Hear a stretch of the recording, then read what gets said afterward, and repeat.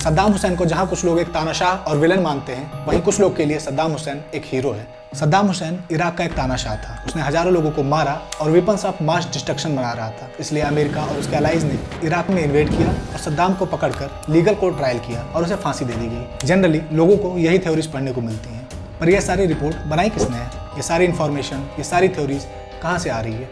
ये सारा propaganda United states of America यानी यूएसए द्वारा फैलाया गया था। दरअसल इराक दुनिया का 5th largest oil reserve hold करता है और उस पर उस वक्त सद्दाम हुसैन का शासन था। अमेरिका बाकी ऑयल रिजर्व होल्ड करने वाले कंट्रीज की तरह इराक को भी कंट्रोल करना चाहता था, पर सद्दाम के होते हुए ये बहुत मुश्किल था। इसलिए जब इराक ने कुवैत पर हमला किया, क्योंकि वो स्लैंड ड्रिलिंग कर रहा था, तब अमेरिका ने 39 देशों का एक कोलिशन बनाकर इराक के विरुद्ध जंग का ऐलान कर दिया और उसको हराकर उसके ऊपर बहुत से सैंक्शंस लगा दिए।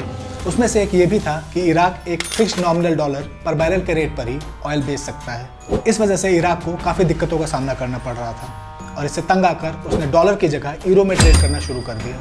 इस घटना से अमेरिका इतना ज़्यादा चिढ़ गया कि पहले तो उसने इराक के खिलाफ प्रोपेगेंडा वॉर शुरू किया, जिसमें उसने पूरी दुनिया को ये बताया कि Saddam Hussain weapons of mass destruction बना रहा है और उसके संबंध अलकायदा से भी हैं। वो अपने इस प्रोपेगेंडा में सफल भी हो रहा था और इसका फायदा उठाकर उसने 2003 में इराक में इन्वेजन भी शुरू कर दिया। इस इन्वेजन के दौरान ही एक गन फाइट में सद्दाम हुसैन के 2 बेटों काशे और उदय हुसैन की भी मौत हो जाती है। 13 दिसंबर 2003 को सद्दाम हुसैन को पकड़ लिया जाता है और उसे अमेरिका के गाइडेंस में बनी इराक की इंटरिम गवर्नमेंट के सामने ट्रायल के लिए लाया जाता है। 5 नवंबर 2006 को उसे दोषी मानते हुए फांसी का आदेश दे दिया जाता है। हालांकि बाद में ये पता चलता है कि वेपन्स ऑफ मास डिस्ट्रक्शन बनाने वाली बात पूरी तरह से झूठ थी, पर अब इस सच का कोई फायदा नहीं था, क्योंकि अमेरिका अपने प्रोपेगेंडा में सफल हो चुका था और सद्दाम हुसैन को खत्म किया जा चुका था।